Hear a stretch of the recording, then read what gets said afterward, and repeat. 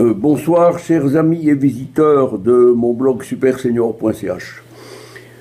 J'avais publié, il y a 48 heures, une vidéo à propos des droits et de la liberté d'expression. Cette vidéo a été retransmise par différents amis sur des groupes et dans des sites, disons, proches de ceux qui défendent la liberté. Et cette vidéo a été vue plus de 111 000 fois en 40 heures environ. C'est dire que le sujet intéresse particulièrement tous ceux qui sont soucieux de l'avenir et de la liberté en France, particulièrement cette France qui se targue de se présenter sous l'étiquette liberté, égalité, fraternité.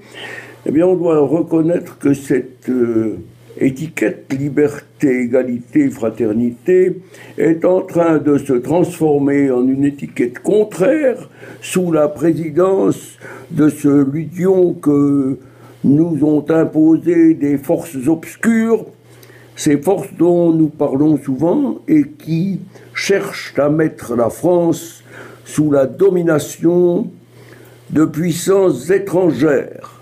À propos de la liberté, je viens de prendre connaissance de quelques articles, dont un qui me paraît important.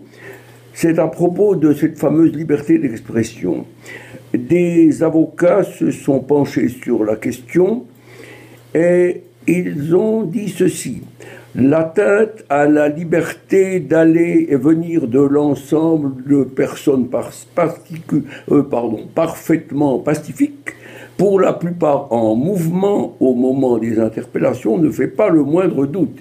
Écrivent maître William Bourdon, Vincent Brengart et Céline Maucran dans un courrier envoyé vendredi au défenseur des droits Jacques Toubon. Bon, nous nous inquiétons de telles mesures qui semblent poursuivre une finalité dissuasive, est-il écrit dans ce courrier. Un nouveau palier semble désormais avoir été franchi avec le recours par les autorités à l'infraction, écoutez bien, l'infraction de participation à un attroupement considéré comme un délit politique par la Cour de cassation, rappellent les avocats. Selon eux, le droit pénal n'a pas à servir d'instrument pour bâillonner ce qui relève de droits démocratiques et en particulier le droit de manifester. Je vous laisse le soin de réfléchir à cette dernière phrase.